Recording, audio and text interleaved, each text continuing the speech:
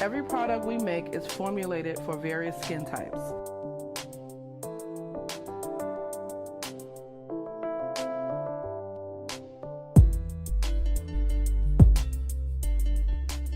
The oils we use are a combination of shea, olive, cocoa butter, coconut oil, and castor.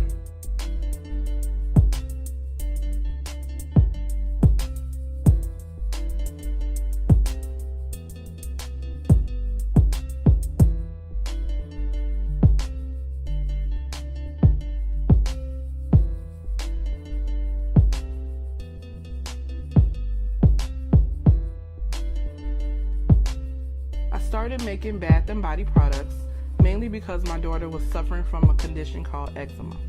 The products became popular amongst my family and friends, so I decided to take it a step further.